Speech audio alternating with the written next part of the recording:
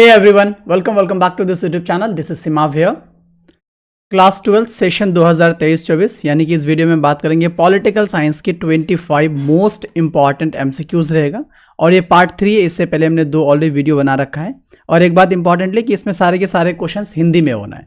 So please ये बात भी ध्यान में रखेंगे और यही सारे क्वेश्चंस अगर आपको इंग्लिश में देखना है तो आप प्लीज़ प्लेलिस्ट में जाकर के उन सारे क्वेश्चंस को इंग्लिश में देख सकते हैं और इसमें सारे क्वेश्चंस हिंदी में रहेंगे। तो देखते हैं कौन कौन से इंपॉर्टेंट क्वेश्चन हैं। सो ये रहा आपका पहला क्वेश्चन, निम्नलिखित में से कौन सा विचार भारत की विकास नीति के प्रारंभिक चरण का हिस्सा नहीं था? ऑप्शन है उदारीकरण, योजना, आत्मनिर्भरता, सहकारिता, ये सहकारी खेती। तो याद रखेंगे अगर हम भारत के विकास नीति के प्रारंभिक चरण का हिस्सा नहीं है तो बताएंगे तो ऑप्शन ए जाएगा जो कि उदारीकरण नहीं था। इनमें से आपका योजना भी हो जाएगा, आत्मनिर्भरता भी होगी और सहकारी खेती भी होना है। अब मैं उदारीकरण को थोड़ा सा इंप्रूव करता हूं आपके लिए। एक रिफॉर्म लाया गया था एलपीजी, जिससे एल का फुल फॉर्म होता है लिबरलाइजेशन, जिसको हम लोग हिंदी में कहते हैं उदारीकरण। उदारीकरण। दूसरा आता है आपका पी प्राइवेटाइजेशन, जिसे हम लोग हिंदी में कहते हैं निजीकरण, ठीक है। और तीसरा आता है आपका जी यानी ग्लोबलाइजेशन, जिसे हम हिंदी में कहते हैं वैश्वीकरण, ठीक है। तो ये 3 रिफॉर्म लाया गया था 1990 के दशक में, जो कि ये काफ़ी लेट लाया गया, लेकिन अगर हम बात करें प्रारंभिक चरण का तो ये 3 ऑप्शन में आ जाएगा, बल्कि यहाँ पे ये वाला नहीं आएगा। सो इस वजह से ऑप्शन ए होना, ये बात याद रखनी है। ये रहा दूसरा क्वेश्चन, भारत में नियोजन के मुख्य साधन के रूप में माना गया है। भारत में नियोजन को मुख्य साधन के रूप में माना गया है। ऑप्शन है बौद्धिक विकास, सामाजिक आर्थिक विकास, राजनीतिक विकास या सांस्कृतिक विकास। तो नियोजन का मुख्य साधन की बात करेंगे तो ऑप्शन बी लगाएंगे, क्योंकि इसमें सामाजिक और आर्थिक दोनों विकास की बात करी जा रही है, इसलिए भारत में नियोजन को मुख्य साधन के रूप में माना गया किसको? सामाजिक आर्थिक विकास के तौर पर। अगला सवाल है नंबर 3 में, बंबई योजना यानी कि बॉम्बे प्लान के बारे में निम्नलिखित में से कौन सा कथन सही नहीं है? यहां पे देखेंगे, यहां पर नहीं की बात बोली जा रही, किसमें? बॉम्बे प्लान यानी कि बंबई योजना के बारे में। ऑप्शन है इसे कुछ प्रमुख उद्योगपतियों ने बनवाया था। दूसरा है इसने उद्योगों के राज्यों के स्वामित्व का समर्थन किया, भारत के आर्थिक भविष्य का एक खाका था, या चौथा है आपका इसने नियोजन के विचार का पुरजोर समर्थन किया। तो देखेंगे यहां पर बंबई योजना के बारे में वो कथन जो सही नहीं है तो उनमें से हो जाएगा ऑप्शन सी, जो कि इसमें बोला जा रहा है भारत के आर्थिक भविष्य का एक खाका था।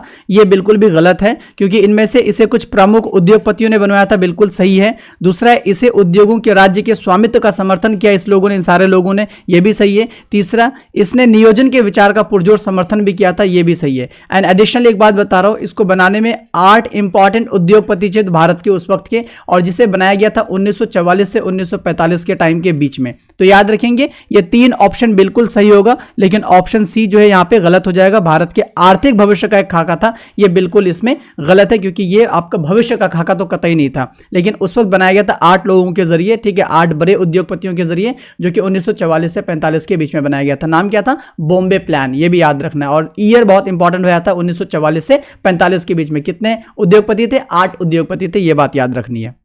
अगला सवाल है नंबर 4 में, नीति आयोग की स्थापना कब हुई थी? यहां पे वर्ड ध्यान देंगे, स्थापना की बात करेंगे नीति आयोग का, तो उसके लिए ऑप्शन यहां पर 15 अगस्त 2015, 26 जनवरी 2015, 25 अक्टूबर 2015, 1 जनवरी 2015। तो याद रखेंगे ऑप्शन डी होगा। तो यहां पे अगर नीति आयोग की स्थापना बोलेंगे तो हम 1 जनवरी 2015 डालेंगे। अब वहीं पे नीति आयोग की अगर अपन को घोषणा की बात करी जाए, यानी कि अनाउंस की बात करी जाए, तो इसके लिए आपने क्या लगानी है? 15 अगस्त 2014 लगानी है, 15 अगस्त 2014। तो ये दोनों के दोनों अलग अलग डेट हो जाते हैं, अलग अलग ईयर हो जाता है, जो कि काफी इंपॉर्टेंट। नीति आयोग की स्थापना बोलेंगे तो 1 जनवरी 2015, वहीं पे नीति आयोग की घोषणा बोलेंगे तो 15 अगस्त 2014। एक एडिशनली और बता रहा हूं, नीति आयोग की जो स्थापना की गई थी वो योजना आयोग के जगह पर हुआ था, योजना आयोग के जगह पर, जिसको योजना आयोग को 2014 में बंद कर दिया गया और उसको रिप्लेस किया गया नीति आयोग के तौर पर, और उसकी स्थापना हुई 1 जनवरी 2015 को और घोषणा हुई थी 15 अगस्त 2014 को। अगला सवाल है यहां पर, जिला स्तरीय पंचायतों को क्या कहा जाता है? देखिए हम पंचायत की बात कर रहे हैं, बट उसका लेवल जो है वो जिला स्तरीय, डिस्ट्रिक्ट लेवल पे बोला जा रहा है। क्या उसे हम पंचायत समिति बोलेंगे, या जिला परिषद बोलेंगे, या नहीं तो ग्राम पंचायत बोलेंगे, या इनमें से कोई भी नहीं? तो याद रखेंगे जिला स्तर पे अगर बोला जाए पंचायत का तो उसे जिला परिषद कहा जाता है। क्या कहेंगे उसको? जिला परिषद। और पंचायत समिति पंचायत लेवल पे होती है, पंचायत समिति पंचायत लेवल पे, ग्राम पंचायत जो होती है वो ग्राम लेवल पे होता है। ये बात भी याद रखनी है यहाँ पर। तो जिला स्तरीय देखा जाए तो वो आपका क्या हो जाएगा? जिला परिषद हो जाना है। अगला सवाल है यहाँ पर नंबर 6 में, राष्ट्रीय विकास परिषद के पदेन अध्यक्ष कौन होता है या फिर कौन होते थे। अब यहाँ पे देखेंगे ऑप्शन है यहाँ पर भारत के राष्ट्रपति, भारत के वित्त मंत्री, भारत के प्रधानमंत्री या फिर भारत के उपराष्ट्रपति। तो राष्ट्रीय विकास परिषद नेशनल डेवलपमेंट काउंसिल की अगर हम पदेन अध्यक्ष की बात करेंगे तो वो हो जाएगा भारत के प्रधानमंत्री। क्या हो जाना है, भारत के प्रधानमंत्री। ये बात आपने याद रखनी है। और अगर हम करंट में बात करें भारत के राष्ट्रपति अभी कौन है, तो वो द्रौपदी मुर्मू जी हैं। ये आपके करंट की बात हो जाएगी, ये बात भी याद रखनी है। वित्त मंत्री अगर बात करें हम तो वो निर्मला सीतारमण हो जाना है, निर्मला सीतारमण जी हो जानी है। भारत के प्रधानमंत्री की अगर बात करेंगे तो अभी वो नरेंद्र मोदी जी हो जाने हैं, नरेंद्र मोदी जी। उसी तरह भारत के उपराष्ट्रपति की बात करेंगे अभी हम तो वो है अभी जगदीप धनखड़ जी है, जगदीप धनखड़। ठीक है, ये बात याद रखनी है यहाँ पर। ठीक है, चलते हैं अगले सवाल पे। नंबर 7 है यहाँ पर, भारत के दक्षिणी राज्य द्वारा अपनाए गए विकेंद्रीकृत नियोजन के मॉडल को क्या नाम दिया गया था। तो भारत के हम दक्षिणी राज्य की बात करेंगे। ठीक है, जो विकेंद्रीकृत नियोजन के मॉडल को जो नाम दिया गया था वो बताना है। क्या उसे हम कर्नाटक मॉडल बोलेंगे, तमिलनाडु मॉडल बोलेंगे, या आंध्र प्रदेश मॉडल बोलेंगे, या केरल मॉडल बोलेंगे। तो याद रखना दक्षिणी राज्य के मॉडल की बात करेंगे तो ऑप्शन डी होगा, जो कि केरल मॉडल बोला जाता है। उसको क्या बोला जाता था, Kerala model. So please keep in mind. अगला सवाल है नंबर 8 में, योजना आयोग की स्थापना किस वर्ष की गई थी। अगेन यहां पे बोला जा रहा है योजना आयोग के बारे में कि इसका स्थापना किस वर्ष की गई थी। तो 1944 है, 1947 है, 1950 है या 1952। तो याद रखेंगे योजना आयोग की स्थापना 1950 को हुआ था। अगर डेट की बात करेंगे तो 15 मार्च 1950 को हुआ था, 15 मार्च 1950 का हुआ था योजना आयोग की स्थापना।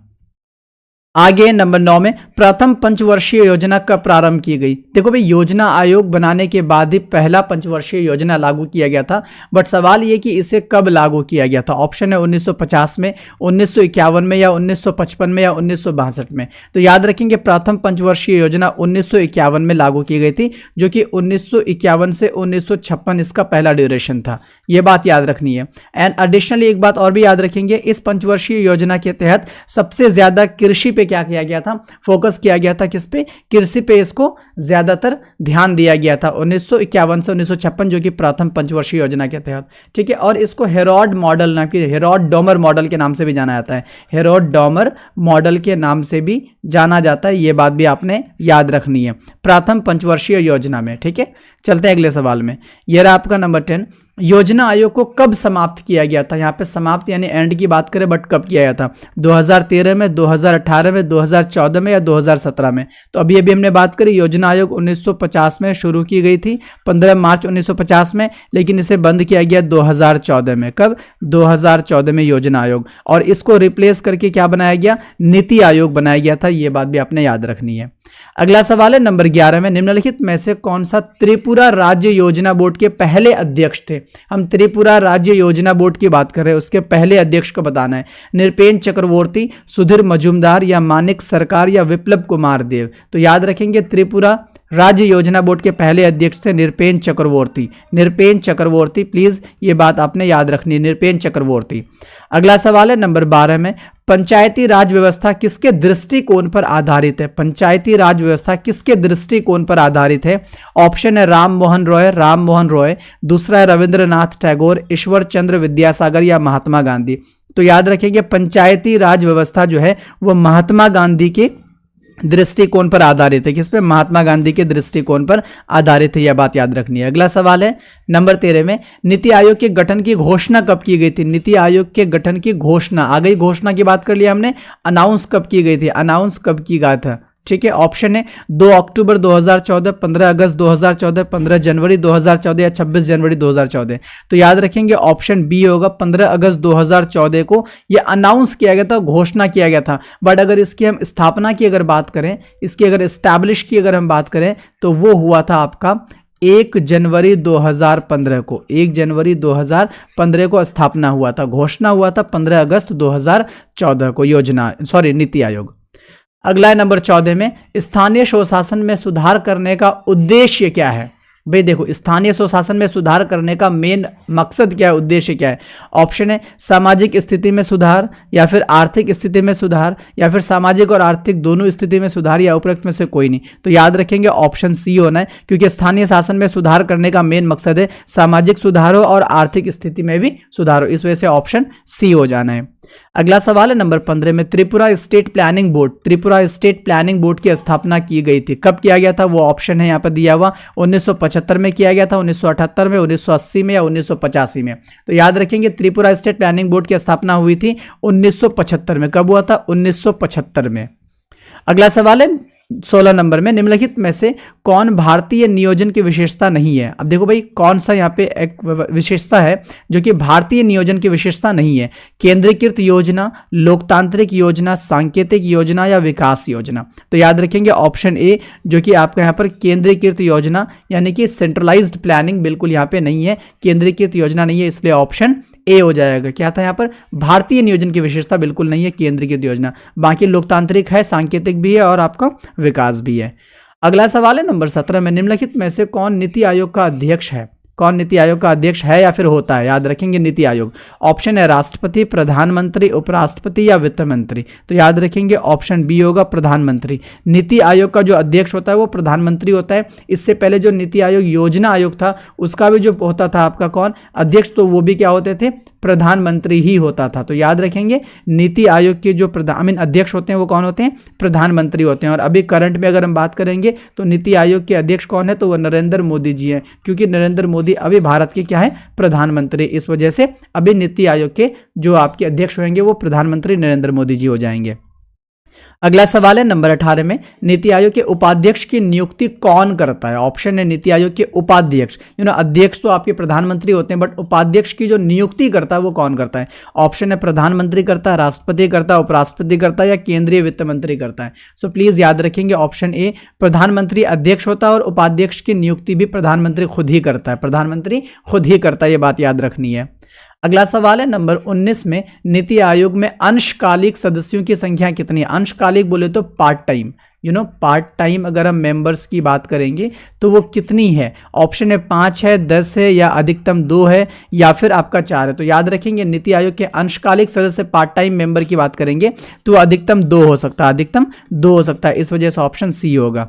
अगला सवाल है नंबर 20 में, रोलिंग प्लान उस योजना को संदर्भित करता है जो हर साल अपना टारगेट बदलता है, जो हर साल सिर्फ अपना टारगेट बदलता है, सिर्फ अपना ही टारगेट बदलेगा, अपना टारगेट नहीं बदलता है। सॉरी, यहाँ पे देखेंगे ध्यान से कि रोलिंग प्लान उस योजना को संदर्भित करता है जो हर साल अपना टारगेट नहीं बदलता है, जो हर साल अपना सिर्फ टारगेट बदलता रहता है। तीसरा कह रहा है हर साल अपना आवंटन में बदलाव करता है या फिर हर साल अपना आवंटन और लक्ष्य दोनों बदलता है। तो याद रखेंगे रोलिंग प्लान में देखेंगे ऑप्शन सी होगा, जो हर साल अपना आवंटन में क्या करते रहता है? एलोकेशन में बदलाव करते रहता है। तो ऑप्शन यहाँ पे सी हो जाना है। क्या हो जाना है? ऑप्शन सी हो जाएगा रोलिंग प्लान। तो याद रखेंगे रोलिंग प्लान भारत में लाया गया था 1978 से 80 के बीच में, ये बात भी याद रखेंगे, जो कि जनता पार्टी की सरकार लेकर के आई थी, जनता पार्टी की सरकार लेकर के आई थी। जब 1980 में इंदिरा गांधी जी दोबारा जो प्रधानमंत्री बनी तो उसके बाद 1980 से 85 उन्होंने फिर अगेन पंचवर्षीय योजना लागू कर दिया था। तो ये बात आपने याद रखनी है।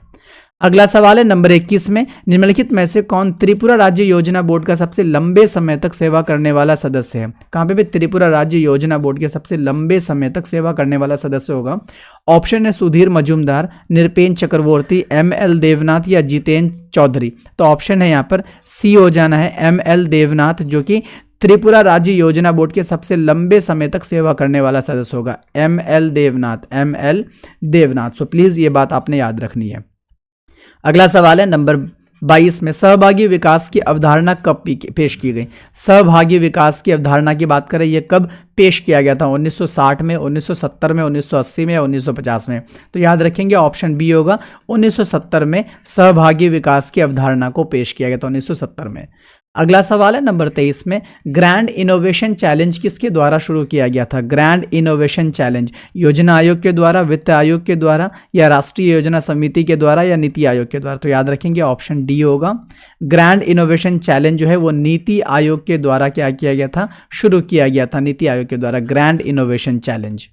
अगला सवाल है नंबर 24 में, नीति आयोग में नीति का पूर्ण रूप क्या है? कि नीति आयोग में देखोगे ध्यान से इधर, नीति आयोग में ये जो नीति वर्ड है ना, एब्रिविएशन जो है, इसका फुल फॉर्म क्या है, इसका पूर्ण रूप क्या है? ऑप्शन है national institute for transforming India, या national institute for transmitting India, या national institution for transforming India, या फिर इनमें से कोई भी नहीं। तो याद रखेंगे ऑप्शन सी होगा, जिसका फुल फॉर्म होता है एन से हो जाना नेशनल, आई से हो जाना इंस्टीट्यूशन, फॉर टी से हो जाना ट्रांसफॉर्मिंग, आई से हो जाना इंडिया। तो इसलिए नीति आयोग का जो फुल फॉर्म होगा वो national institution for transforming India, यानी कि ऑप्शन सी यहाँ पे सही होना है। एंड अगेन एक बात मैं और भी बता दूं, नीति आयोग को हम लोग थिंक टैंक के नाम से भी जानते हैं। किस नाम से?